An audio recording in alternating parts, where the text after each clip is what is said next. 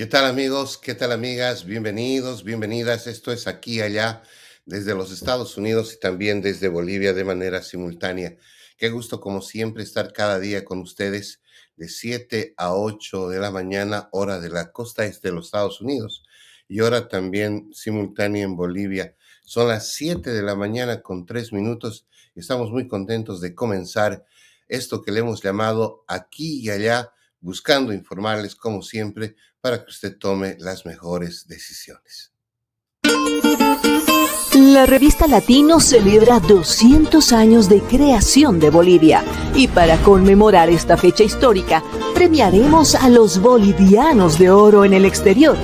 La invitamos a una noche inolvidable en la gran gala de presentación de nuestra edición especial Bicentenario de Bolivia. Un encuentro donde el pasado y el futuro se abrazan. Sé parte de este evento que hará historia. 200 años de independencia, mi Bolivia. Cambas, collas y chapacos compartiendo tu canción. ¿Tu campaña está lista para la victoria? Cardisa y Analítica es tu socio estratégico con análisis de Big Data e inteligencia artificial. Transformamos el ruido de las redes en información clave para tu triunfo. Ofrecemos asesoría política integral, servicios de analítica de vanguardia, libros especializados y capacitación exclusiva. Con Cardisa y Analítica no solo compites, ganas. Contáctanos.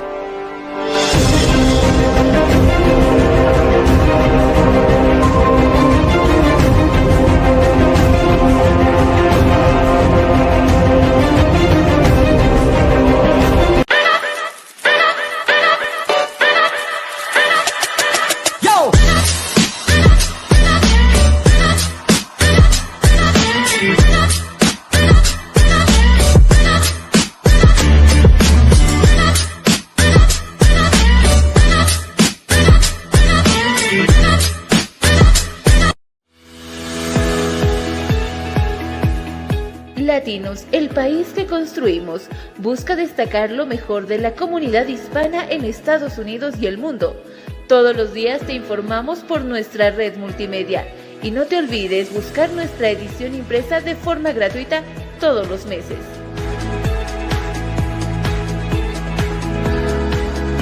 Latinos, el país que construimos. Y bien, comenzamos amigos y amigas con esta edición de este jueves 10 de julio del año 2025.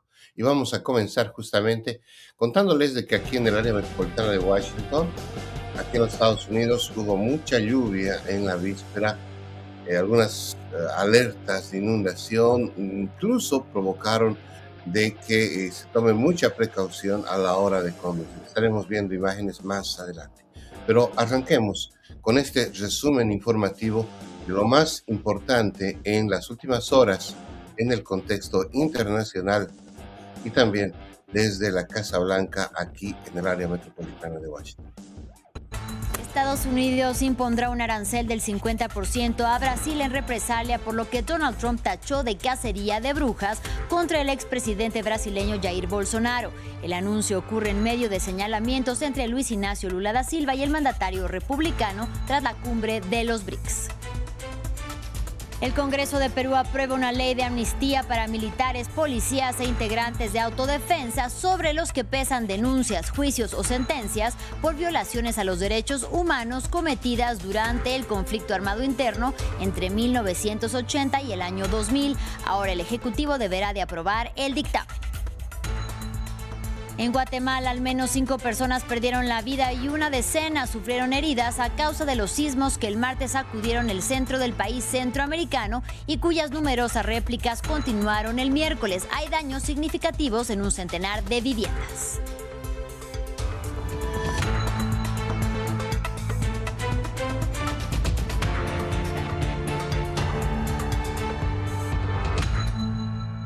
Iniciamos con la guerra comercial de la administración Trump.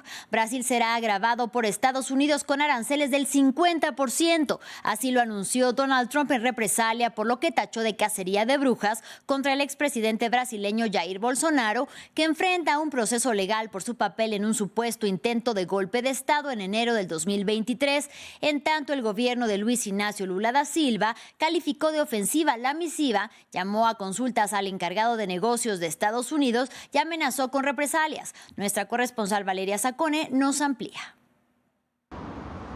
El presidente Lula ha reaccionado con contundencia al nuevo arancel del 50% anunciado por el presidente Donald Trump. Ha dicho que Brasil es un país soberano, que la justicia brasileña no acepta injerencias y amenazas en relación al juicio contra el expresidente Jair Bolsonaro por intento de golpe, y también ha dicho que se aplicará la ley de reciprocidad económica. Esta ha sido la respuesta del presidente Lula en un día muy agitado en que el presidente Donald Trump ha cumplido con una amenaza que ya venía haciendo desde la celebración de la cumbre de los BRICS aquí en Río de Janeiro, cuando ya habló desde sus redes sociales de casas a las brujas en el caso del juicio de Bolsonaro y pidió que lo dejaran en paz. Las reacciones también del espectro político no han tardado en venir, como era de esperar. La izquierda ha condenado esta acción de lobby que está llevando a cabo Eduardo Bolsonaro, el hijo del expresidente, que lleva unos meses en los Estados Unidos precisamente intentando articular una reacción contra un juicio cuyo epílogo es inminente. Y por otra parte, la derecha ha criticado a Lula por alinearse textualmente a países dictatoriales. El caso es que la idea avanzada por el presidente Putin y respaldada por Lula de sustituir el dólar en las transacciones comerciales entre los países del BRICS y crear una plataforma alternativa a SWIFT parece estar preocupando al presidente Trump. De Brasil vamos a Perú. Con 16 votos a favor y 11 en contra, el Congreso aprobó en segunda votación una ley de amnistía para militares, policías e integrantes de autodefensas sobre los que pesan denuncias, juicios o sentencias por violaciones a los derechos humanos cometidas durante... ¿Qué tal? Buenos días, Miroslav. Estábamos viendo el resumen informativo. Qué gusto saludarte. Buenos días. ¿Cómo está? Muy buenos días, José Antonio, buenos días a todos los que están con nosotros aquí y allá para poder hablar un poco de la información. Escuchamos, está un poco fuerte la música. Ahora sí, estábamos hace un momento solamente hablando, ¿no?, que el presidente de Estados Unidos, Donald Trump, ha anunciado precisamente el día de ayer que impondría un nuevo arancel de 50% a los productos procedentes de Brasil. Esto afecta terriblemente, ¿no?, a este país.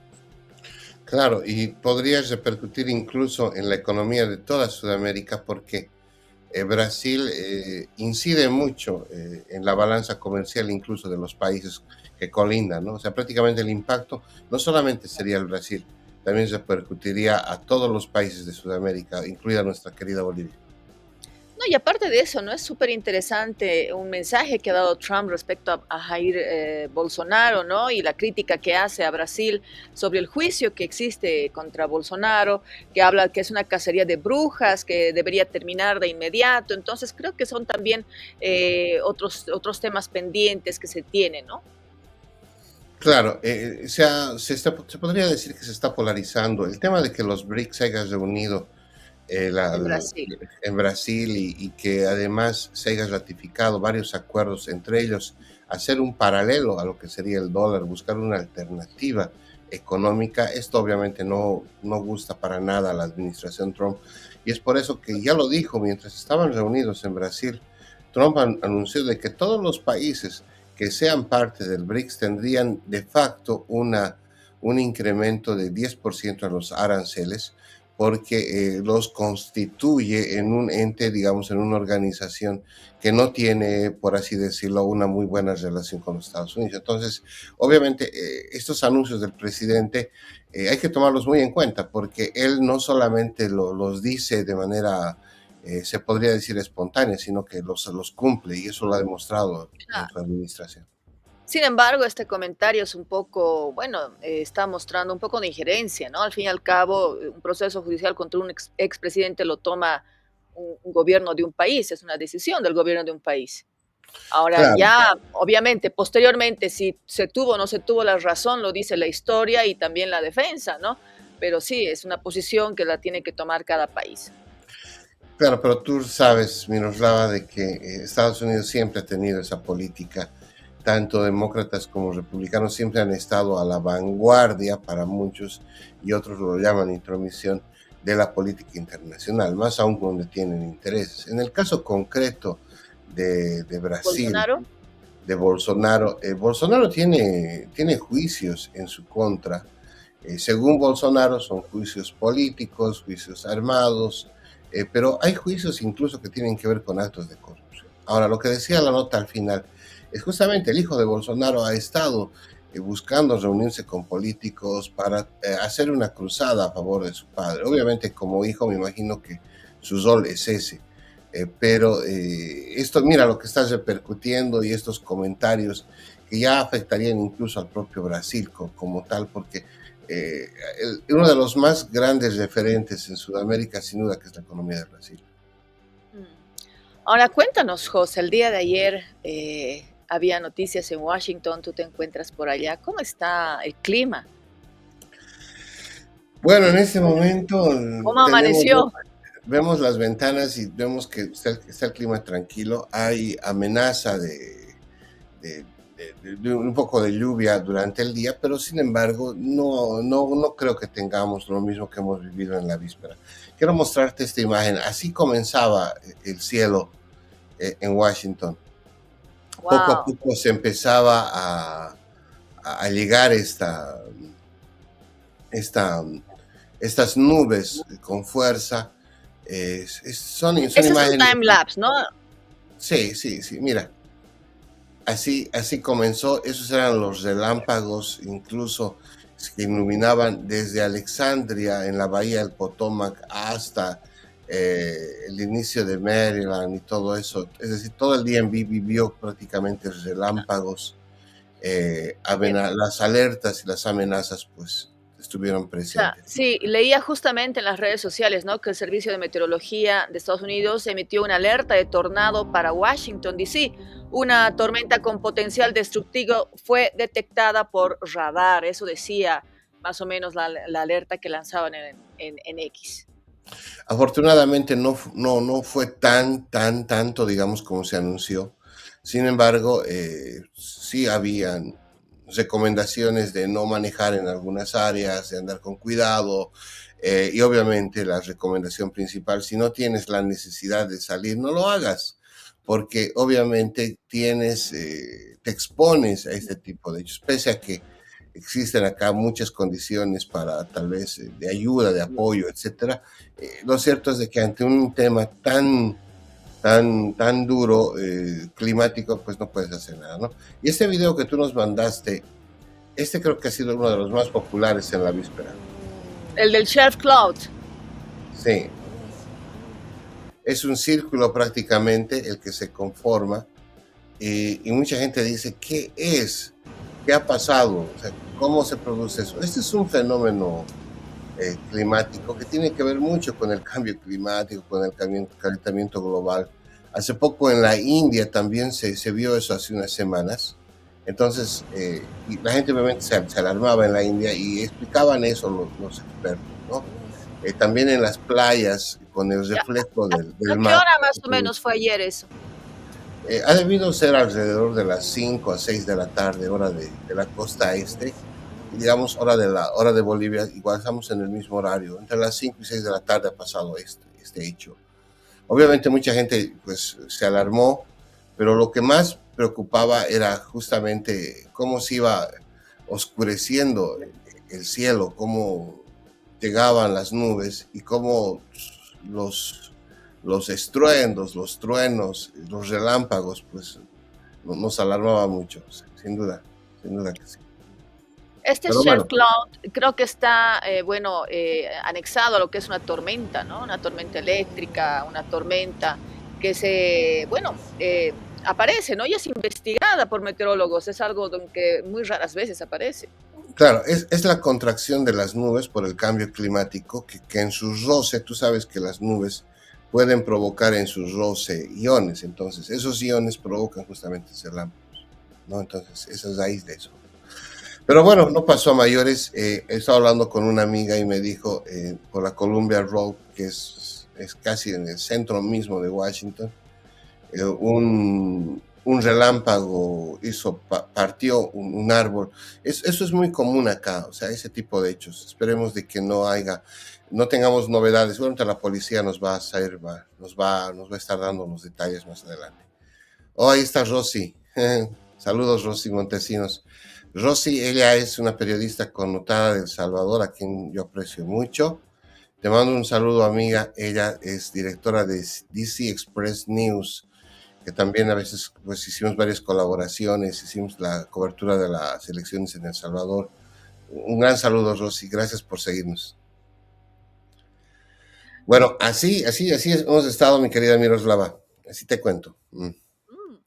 Bueno, sí, había mucha gente que, bueno, que se va informando y se notició de este tema y queda preocupada, ¿no? Es como los sismos que se han registrado en la última semana en Bolivia, son como 2 sismos, uno de 4.5, por ejemplo, y otro que era más o menos de 5.2, pero de mayor profundidad en Potosí, y el otro en Colombia, y los dos los sentí en casa. Entonces, no, este tipo de situaciones ponen un poco en alerta, ¿no? A las autoridades. No son muy comunes, no es muy común que se registre, por ejemplo, algo así allá, y tampoco es muy común acá que sean tan seguidos los sismos, ¿no? Los pequeños movimientos telúricos. Bueno, afortunadamente no pasaron a mayores, ¿no? Eso es lo bueno, No, digamos. sí, eso es lo bueno, porque yo al menos estuve en la cobertura el 98 en el terremoto de Aikile, y estuve precisamente en Misque, en la réplica que se dio en Misque, estaba en la misma población, y es un estado realmente de pánico en el cual entra la gente, y el mismo hecho, ¿no? No es cierto de que afectan estructuras, afectan la naturaleza, y tú no sabes ni siquiera dónde puedes ir. O sea, cuando hay un tema de inundaciones, de terremotos, Uh-huh. de incendios forestales, o sea, no hay cómo. Tú Sí. realmente a veces pierdes la noción y no sabes dónde puedes ir, subirte a un árbol, bajarte de tu casa, o sea, es el momento en el cual, digamos, uno puede actuar bajo presión, pero tiene que haber una educación previa, ¿no? Porque, por ejemplo, en Chile los sismos son tan, bueno, se han vuelto de una situación tan normal anualmente, porque tampoco es muy seguido, que los ciudadanos chilenos tienen ya presupuestos, tienen reacciones inmediatas cuando hay, digamos, destrucciones de carreteras, de estructuras, y la gente ya tiene podríamos decir, una educación de reacción ante esto, ¿no? Entonces, en nuestros países, en otros países como el nuestro, cuando pasan este tipo de situaciones, no todos tienen la misma educación de reacción ante estos momentos críticos o sea, de la naturaleza, ¿no? Sí, sí, lamentablemente, pues contra los fenómenos climáticos el ser humano no puede tomar muchas previsiones. Se habla de adaptación y mitigación, o sea, adaptarse y poder mitigar el fenómeno como tal, pero pues la humanidad ahí está, ¿no? Entonces, todavía el tema de los sismos, pese a que se están monitoreando cada vez más, todavía es muy difícil el tema de evacuaciones, el tema de salvar vidas o de previsiones mismas. Mira, aquí, por ejemplo, en Texas, el fin de semana hubo una inundación lamentable y Terrible. fatal, más de 100 muertos. Y imagínate, o sea, pese a que Estados Unidos se supone que tiene el mejor servicio de monitoreo, una riada, una crecida del río no pudo ser detectada a tiempo. El río, me preguntaban muchos cómo creció el río. Bueno, para que tengan una idea, el río subió 8 metros de alto, el río Guadalupe, que está a la orilla misma es parte de varios condados de Texas, subió 8 metros de alto y rebasó, ¿no? Rebasó y Claro. de una hora arrasó todo. Y lo más triste era de que había muchas personas en el verano aquí. Niños. El Claro, tema de los niños fue muy triste.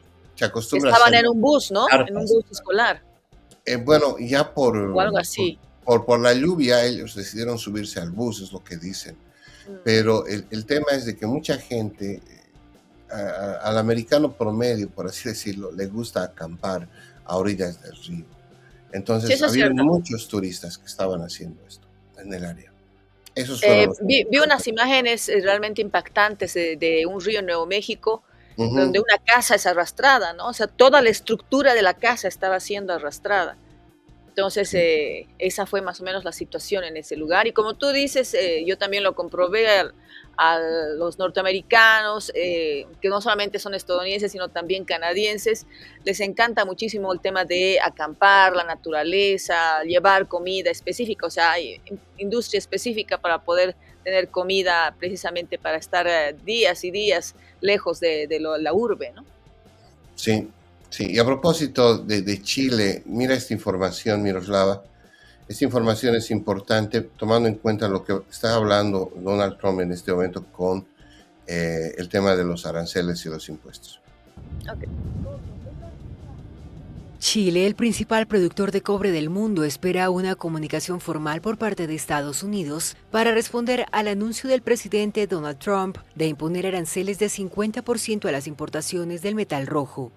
En el país suramericano, la poderosa industria del cobre es responsable del 10 a 15% del PIB chileno. Además, produce casi un 25% de la oferta global. El mundo necesita cobre porque el cobre es esencial para la transición energética que se está realizando en todo el mundo. Y Estados Unidos va a seguir necesitando cobre, básicamente porque no tiene Estados Unidos la capacidad de reemplazar el cobre que está importando de Chile o de otros países que lo abastecen. China figura como el principal comprador de cobre de Chile. En 2023 fue destino de 56% de las exportaciones, seguido por Estados Unidos con el 11% y Japón con el 8,5%, según la Comisión Chilena del Cobre. La demanda está creciendo más que la capacidad que el mundo tiene para producir, en particular, cobre. Las tasas de crecimiento son del 3% y presentan déficit tanto para el año 2025 como para el año 2026, lo que da una gran oportunidad al cobre chileno para poder instalarse en distintos mercados. La estatal chilena Codelco, principal productora mundial de cobre. Bien, así estábamos viendo cómo está repercutiendo el tema de los aranceles en Chile. Y de Chile, Miroslava, te invito a que veamos lo que está pasando en Cuba. A veces no nos damos cuenta de que el planeta tiene grandes asimetrías, grandes diferencias. Mira cómo está Cuba en este momento y cómo nos hace reflexionar acerca de cómo manejan su economía y cómo todavía algunas personas nos buscan arrastrar a situaciones así. Jessica Rodríguez libra una batalla diaria en Cuba para conseguir los medicamentos e insumos médicos que necesita Luis Ángelo, su hijo de 4 años. El niño subsiste con una traqueotomía, se alimenta por el estómago y está a la espera de un trasplante de esófago. Además de ser asmático y alérgico, presenta una cardiopatía leve y padece episodios de epilepsia. Porque sé que un medicamento que le falte, sé que no tenga sondas de aspiración, sé que una cánula que no pueda cambiar repercute en la salud del niño. Puede llegar a enfermedades graves que pueden costarle hasta la vida.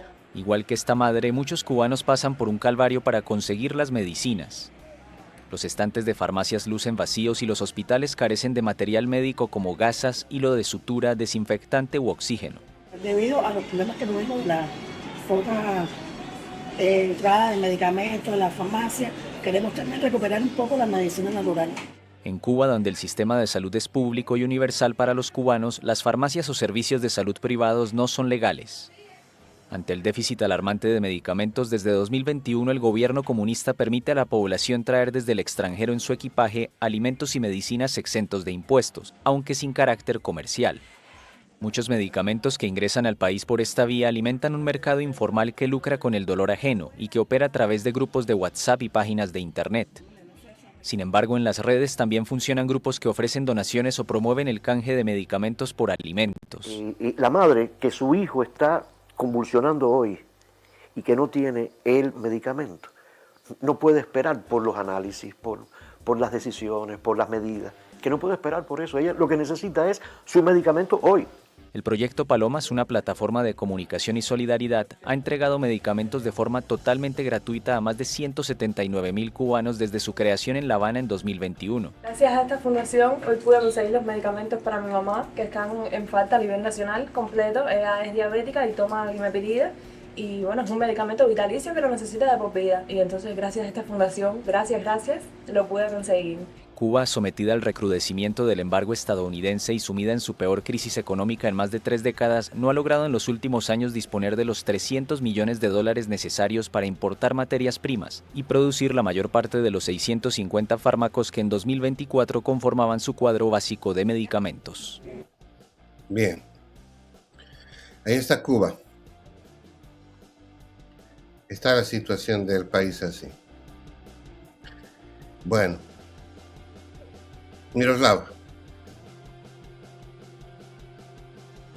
Cuéntame.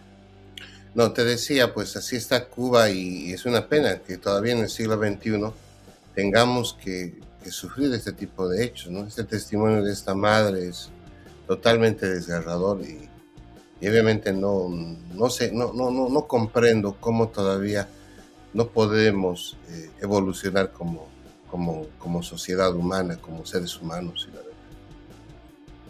Bueno, es una situación que también la vive Haití en alguna forma, ¿no? Solo que en diferentes aspectos. O sea, el tema de la pobreza en varios países latinoamericanos y también en parte del Caribe es algo que se ve hace muchísimos años y está con mayor preponderancia después de la pandemia, ¿no? Hay algunos que no han podido realmente recuperarse después de ese status quo que hemos tenido como casi unos 2 años en todo el mundo. Hay otros que sí lo han logrado y hay otros que, bueno, en las noticias no salen. Claro, pero en el caso de Cuba es un tema de la evolución misma de la revolución cubana, ¿no? O sea, a lo que voy es de que Cuba todavía no despega, pese a tal vez a lo romántico que fue la revolución y todo eso. Hoy en día, en el 2025, así está la gente. O sea, imagínate. Pero también no tienes que olvidar que, por ejemplo, se tenía, digamos, en un parámetro a todo lo que significaba los profesionales médicos de Cuba. Precisamente habían brigadas que han llegado a países latinoamericanos porque se hablaba de que Cuba tenía más o menos, lideraba, podríamos decir, en el tema de la medicina. Por eso hay un poco de incongruencia, ¿no? Habría que conocer también el otro lado.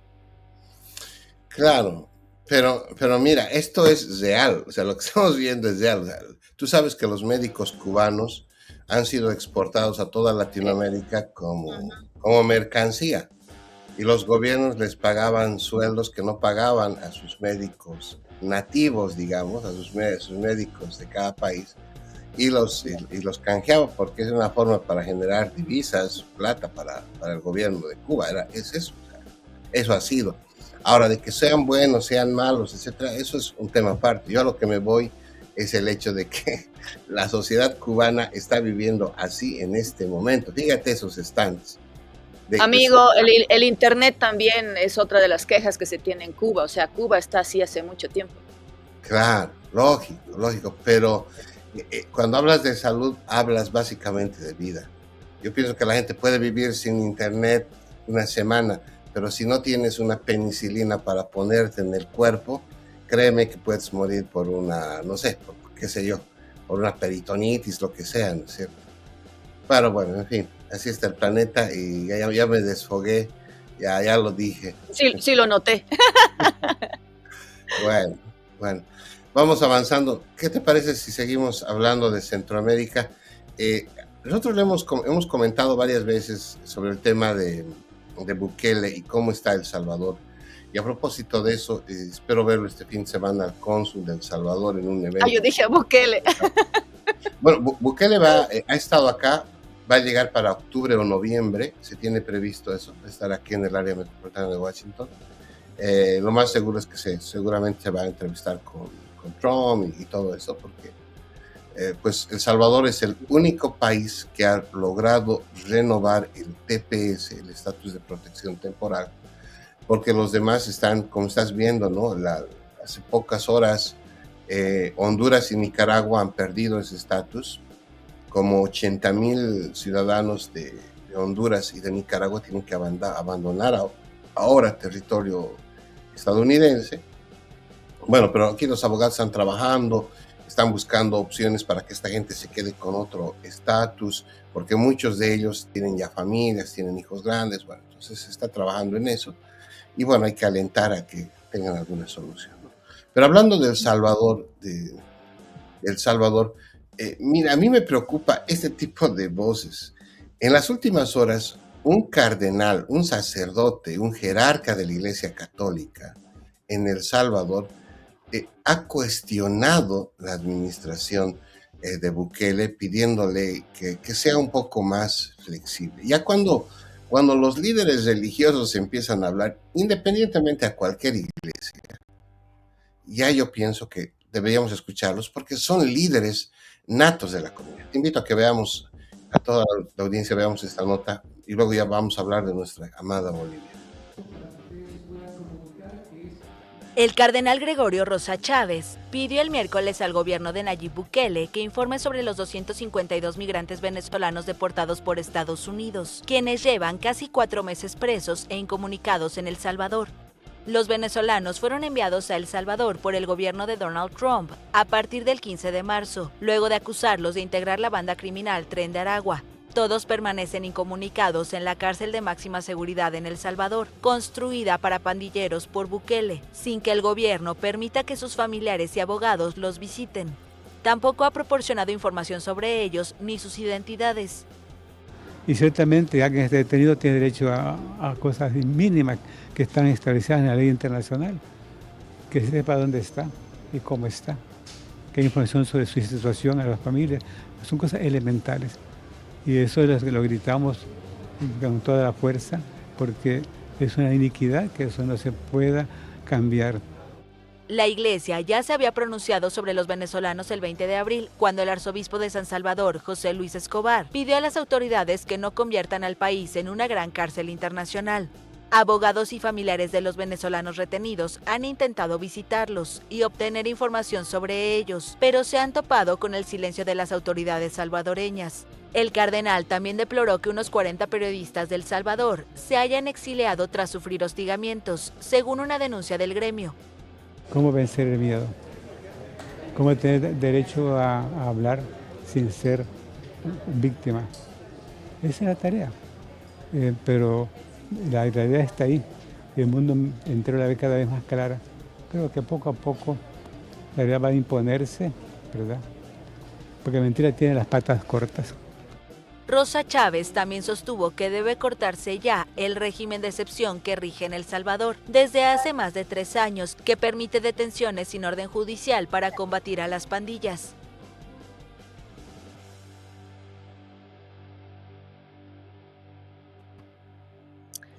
Bien, ahí la reflexión del jerarca de la Iglesia Católica pidiendo que pues transparenten dónde están estos venezolanos detenidos en Ella lleva más de una semana, ¿no? Imagínate el drama de las familias, el drama de las familias. Y a propósito, quiero agradecer a la gente que se comunica con nosotros. Ayer estuve hablando con la hermana de una persona boliviana que ha sido detenida y está en proceso de deportación. Pidió asilo humanitario, lastimosamente la administración Trump se le negó. Y bueno, este boliviano que está detenido dijo a través de su familia que quería irse. Entonces, aquí el consulado rápidamente le ayudó para que saquen su pasaporte. Ya tiene el pasaporte.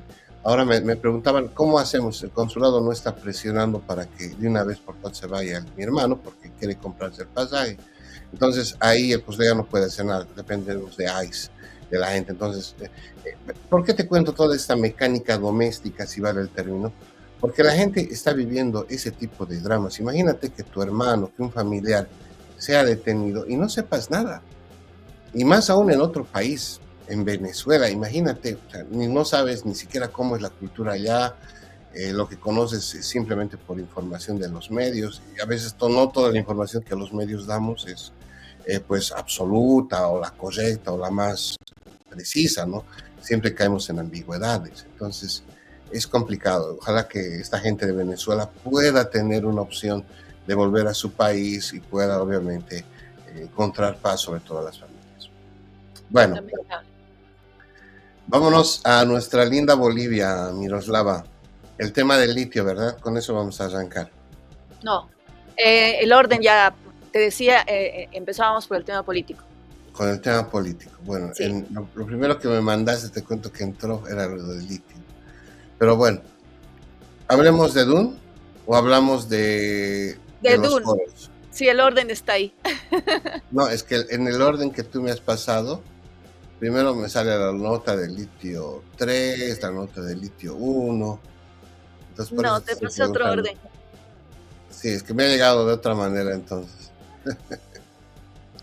Vamos con Dune, ¿te parece? ¿Con qué quieres que empecemos de los políticos? Como está en el orden, con Dune. Que no está en el orden, Miroslava, de esa forma. No está. Tú estás insistiéndome en algo que no existe. Pero bueno, vamos con Dune. He tomado la firme decisión de renunciar a seguir una batalla legal por un bien mayor, Bolivia.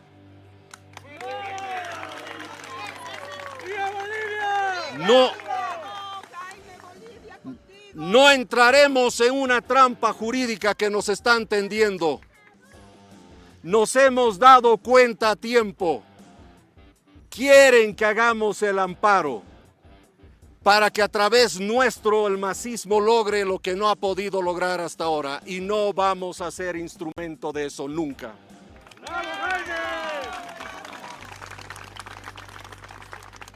Tenemos claro con lo que ha sucedido que no hay ley en Bolivia y que la Constitución no sirve porque está vacía. Que quede claro y contundente que nos han arrebatado el triunfo. Conjuntamente, por supuesto, con la fuerza política Nueva Generación Patriótica, partido que nos ha acogido, ha escuchado nuestras ideas, por supuesto ha enfrentado la lucha con nosotros y muy agradecidos con todo el apoyo que nos han brindado y nos van a seguir brindando. Y hemos visto que para justamente no poner en peligro esa sigla, ese partido, es muy importante que de acuerdo a ley se retiren de la carrera, porque esta carrera electoral para nosotros ya está altamente cuestionada. Vamos a estar siempre con el cambio, con la revolución ética, moral y liberal. No estamos para simplemente juntarnos para hacer una suma aritmética, no buscamos pegas, no estamos para negociar el futuro de la patria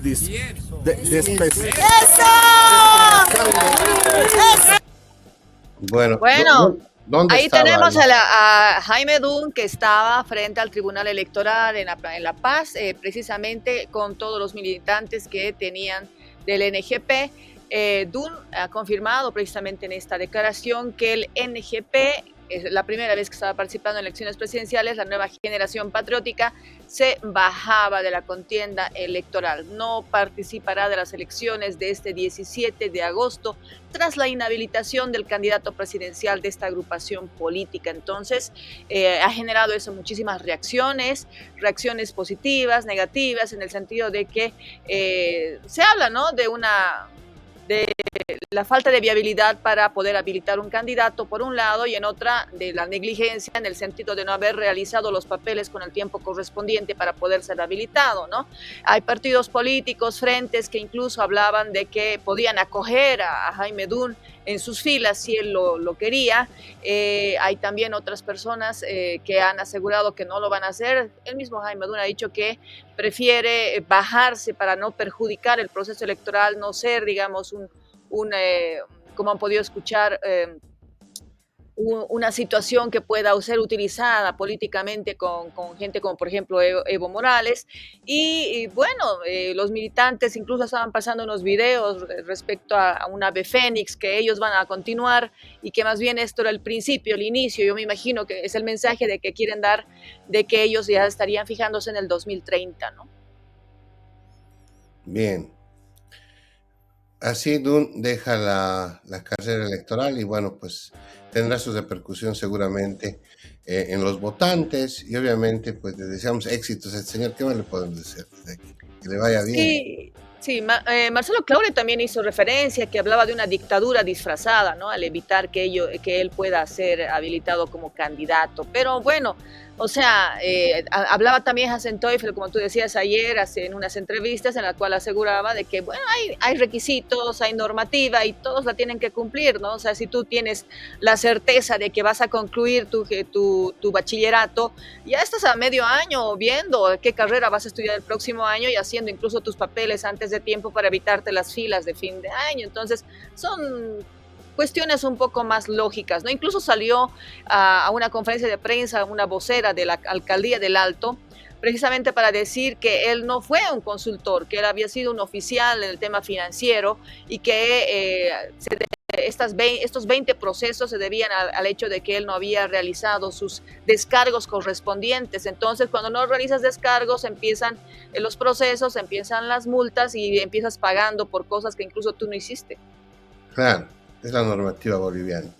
Bien, sigamos con el tema político. Sí, ¿recuerdas que hace unos días atrás hablábamos del hecho de que Evo Morales estaba acercando a Morena? Bueno, ahora vamos a escuchar en voz de el senador Loza al respecto y la contradicción del candidato, de otra persona. Es una contradicción de alguien de Morena que asegura que no. Entonces hay como que, digamos, alguien dice una verdad y alguien dice una mentira. Sabes, alguien diría que es verdad, que es mentira, todo es relativo. Pero bueno, veamos qué dijeron estos señores que hacen de la política boliviana, prácticamente captan la atención de la opinión pública. En las últimas horas, Leonardo. Sí, hemos estado viendo que supuestamente hay escritos, hay nóminas, pero este fin de semana nosotros tenemos ampliado de los 9 departamentos del país, el Lauqueñe, va a dirigir el hermano Evo Morales, seguramente nos informará en ese ampliado. Nosotros sí, nos hemos acercado, bien, ¿no? Porque tenemos derecho a participar, no nos pueden prohibir, pero sin embargo, recalco, el ampliado será la voz oficial de informarnos o comunicarnos. Correcto, porque se ha informado de que se baja Jorge Richter y ahí entra uno de ustedes. ¿El expresidente Evo Morales puede optar por esa opción de candidato a la vicepresidencia? Bueno, el hermano Evo, en ampliado, en reuniones, ha sido bastante claro. Él nos dijo, yo no estoy por cargo, ni estoy por pega. Si quiero, por el pueblo que me pide, si quiero ser presidente es para salvar Bolivia. No estoy para vicepresidencia, ni para diputado, ni para senador. Se descarta. Esto que se ha hablado de que Evo Morales estaría colocando el vicepresidente o nombrándola, quién debe ser el candidato o candidata a la vicepresidencia del Estado por Morena, producto de un acuerdo además con él, eso no tiene ningún sentido, no es así, no hay nada de aquello. Si alguna vez existiese una información que sea verdaderamente importante, como la que usted señala que está solo en el plano del rumor, pues tenga la seguridad que lo anunciamos, no necesitamos de que circule como un rumor. ¿Qué tal eso? O sea, de que hay una certeza de acercamiento, o sea, si el río suena es porque piedras trae, ¿no? Si tú lo dices, debe ser así, claro, por supuesto. Ahora, él es muy allegado a Evo, ¿no? O sea, es una persona muy cercana, entonces. Es el segundo hombre. No, entonces él debe estar muy en contacto con él y decir de que el pueblo, etcétera, son sofismas, ¿no? Es decir, verdades mentirosas. O sea, no puedes atribuir, decir, al pueblo cuando tú les representas, tal vez sí una gran mayoría, claro que sí, pero no puedes ser absoluto. Entonces pasa por un tema también de entrenarte, de saber usar bien los términos. Pero bueno, yo a veces digo, todo se resume en escolaridad, pero no quiero ser grosero ni mucho menos, pero deberían ellos ya tratar de cuajar más sus ideas a la hora de hacer vocerías públicas, sobre todo para generar empatía con las audiencias, ¿no? O sea, Justamente ayer había un analista que sacaba una lista de los voceros de todos los partidos políticos y los destrozaba uno por uno. O sea, ni uno se salvaba. Claro, uno puede, lo más bonito, lo más fácil es criticar. No sé quién habrá hecho ese comentario, pero lo más fácil es criticar. El tema, yo pienso que de fondo es políticas públicas, ¿no? O sea, ¿qué políticas públicas propones? Ok, ya, Evo Morales quiere volver, vamos a ver la forma de que entre por la ventana, por la chimenea, por donde sea. Pero ¿qué va a plantear? Vamos a volver a vivir la época dorada. Fantástico. Entonces, otra vez va a volver el petróleo al mismo precio. Otra vez las reservas de gas que teníamos van a estar. Otra vez vamos a negociar esos contratos con la venezolana estatal de petróleo que han sido leoninos en su momento. Otra vez vamos a hacer eso. No, pues, o sea, yo pienso que necesitamos ser serios también con la historia.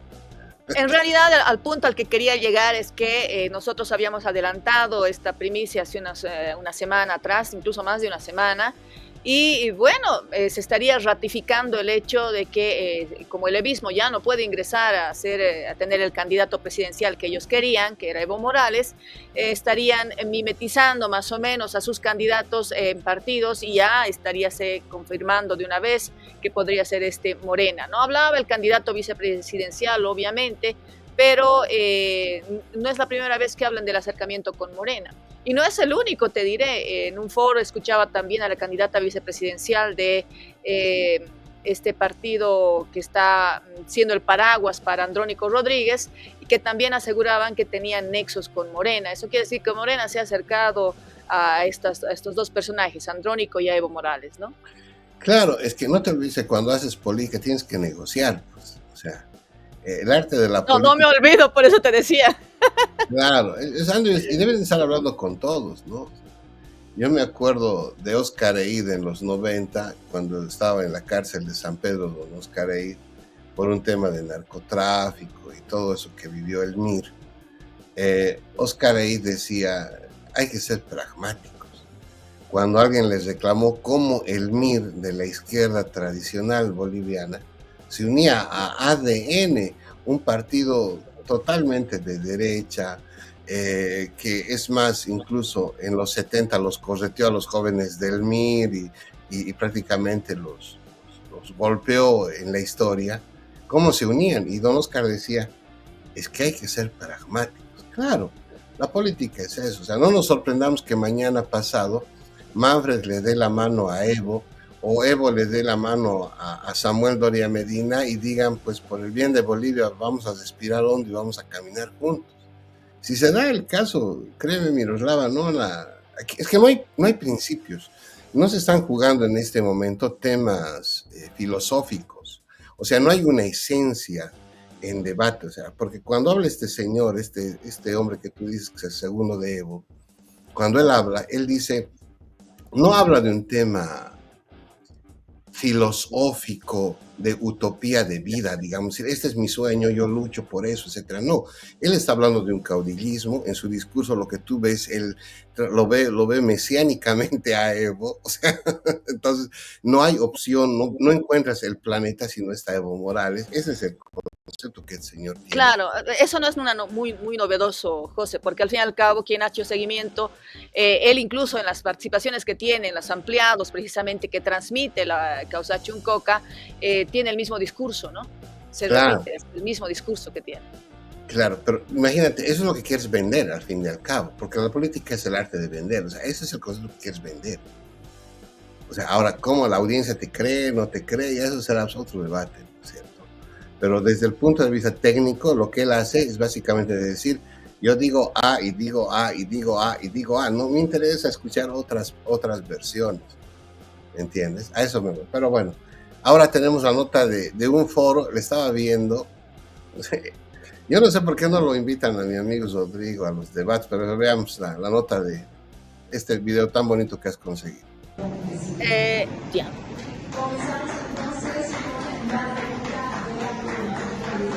Reproductivos y también la voz de los jóvenes y la renovación.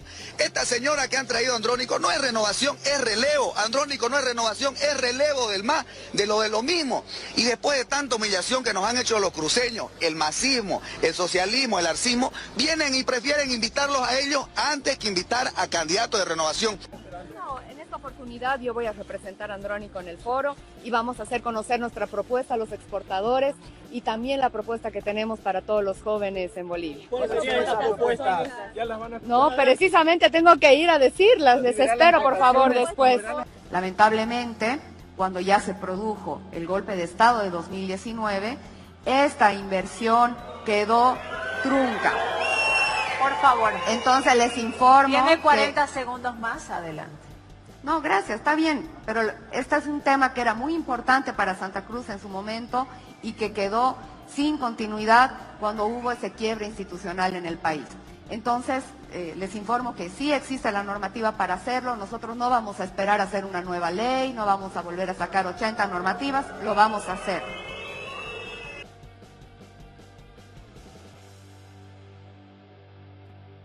Bien, Ahí teníamos entonces la participación de los que fueron invitados. Bueno, los foros ahora están propagándose en diferentes regiones del país, ¿no es cierto?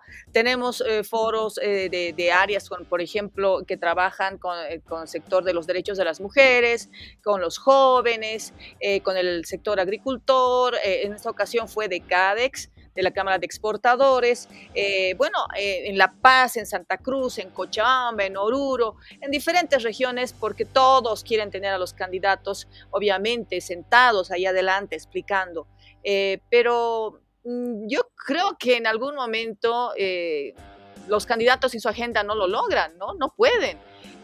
Por ejemplo, en el caso de Andrónico Rodríguez, precisamente el día de ayer enviaba a su candidata vicepresidencial porque él tenía que estar en una sesión de la Asamblea Legislativa.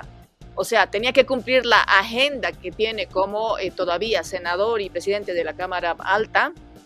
Y aparte de eso, no podía por eso cumplir con la agenda como candidato presidencial. Entonces solamente tenemos al candidato presidencial Samuel Doria Medina, tampoco fue Tuto, ni siquiera su candidato vicepresidencial, sino fue Branko Marinkovic, que es alguien que tiene la vocería, y sí fue el candidato vicepresidencial de Manfred Reyes Villa, ¿no? Entonces, aquí el tema es que los organizadores decidieron invitar a los 4 primeros de las encuestas recientes.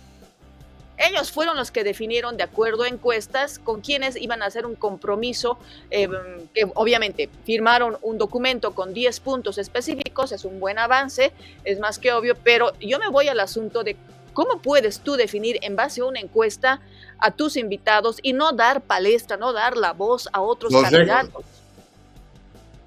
Ahí cae el tema de Rodrigo Paz, que no es el único. Rodrigo Paz, Johnny Fernández, Eva Copa, o sea, incluso el de ADN, que ahorita no recuerdo el nombre, son candidatos que, señores, o sea, ha habido en la historia latinoamericana candidatos que tú decías, este tipo no lo logra, él no va a llegar a ser presidente, y logró ser presidente, pese a que las encuestas decían todo lo contrario. O sea, en política uno no sabe los giros que esto puede tomar hasta el último instante, hasta que tú dejas tu voto en el ánfora.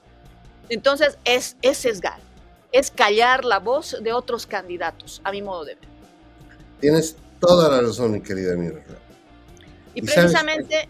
Es más, sí. Pero permíteme decirme algo. Ya. A mí me parece una grosería que no los inviten, incluso a los candidatos que tienen menos votos, porque técnicamente están habilitados para ejercer como, si son ganadores, incluso tener la principal magistratura del país.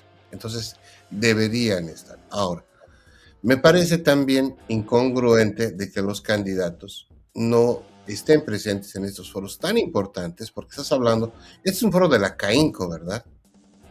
Sí, de CADEX. No, imagínate, es la Cámara de Exportadores de Bolivia. O sea, es una, no es de la Asociación de Fútbol 6 de junio, no, es de la Cámara de Exportadores de Bolivia.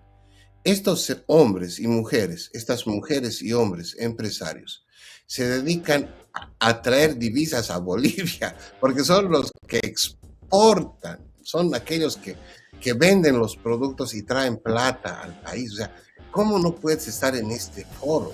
O sea, yo entiendo. Es más, hoy en día la tecnología es tan noble que si no pueden estar presentes, puedes entrar a como lo hacemos nosotros. De forma virtual.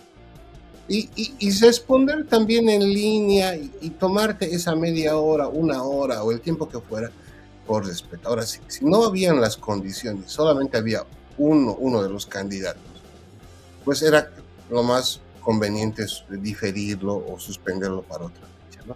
Ahora, imagínate, tienen que ponerle un letrero, dicen, para invitar al candidato Rodrigo Paz, llamen a este teléfono, por favor. Yo decía, es mi amigo, porque yo, pues, Rodrigo me sigue debiendo una botella de vino, que a alguno se lo voy a cobrar cuando él era alcalde, pero yo sé que si a él le decían, él iba a estar presente, porque él es un hombre. Claro, no solamente él, ¿no? No, pero te hablo de él específicamente porque él siempre ha promovido el tema del debate, del discurrir, etcétera, ¿no? Pero imagínate, qué pena.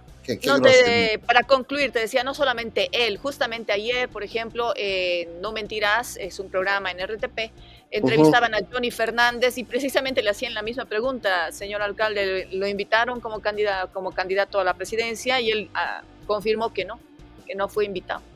No, imagínate, el papá de Johnny tenía la empresa más grande de Bolivia, que era la Cervecería Boliviana Nacional, la cerveza que hoy en día todos toman en Bolivia, y imagínate, él aunque sea de jovencito, sabe enterar cómo el papá hacía el negocio.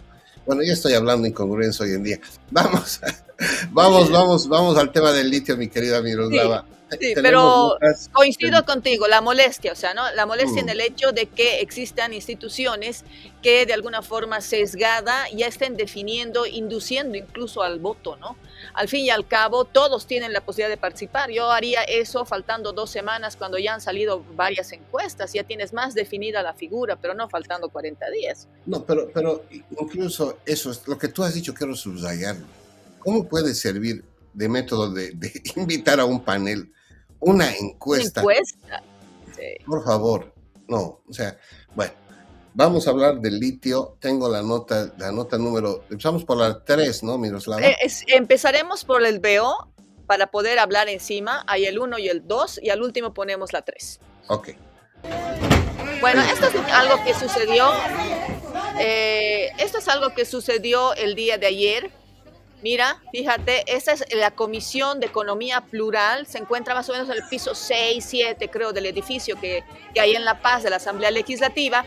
Esta comisión está haciendo un tratamiento más específico, podríamos decir, porque le compete, de lo que significa los contratos que se quiere firmar del tema de litio. Recordemos que hace unas 2 jornadas atrás, la semana pasada, hubo problemas en el hemiciclo de la Asamblea Legislativa para hacer este tratamiento. Entonces derivaron el análisis a una comisión. La comisión está presidida por un diputado que creo que es un diputado arcista, Hernán Hinojosa, y obviamente tiene la parte de la comisión diputados de diferentes frentes y partidos políticos. El ingreso es libre. Por eso es que observamos gente que entraron, son gente de Comsico, son gente que de alguna forma estaban tratando de evitar que se haga este tratamiento. Hay algunas diputadas también de la zona de Potosí que también participaron de este jaloneo que se ha registrado el día de ayer. ¿Por qué? Porque estaban tratando de evitar que se trate precisamente esta normativa, ¿no? Fíjate, esa es una diputada, la que se para enfrente del presidente Hinojosa de la comisión, precisamente para evitar que inicie la sesión en este espacio, ¿no? Y bueno, la indignación crece entre las organizaciones sociales, comunidades indígenas, la ciudadanía potosina, que ya ha anunciado medidas de presión ante los contratos firmados entre el estatal Yacimientos de Litios Bolivianos y las empresas extranjeras Uranium One Group de Rusia y Hong Kong CBC Investment de China para la explotación e industrialización del litio boliviano. Hay sectores que denuncian una serie de irregularidades, impactos ambientales y sociales, además de condiciones contractuales, o sea, del contrato que quieren firmar, que consideran lesivas para los intereses del país y particularmente para Potosí, ¿no? Entonces se está hablando de tecnologías sin transparencia real ni mano de obra local, explotación de minerales sin compensación.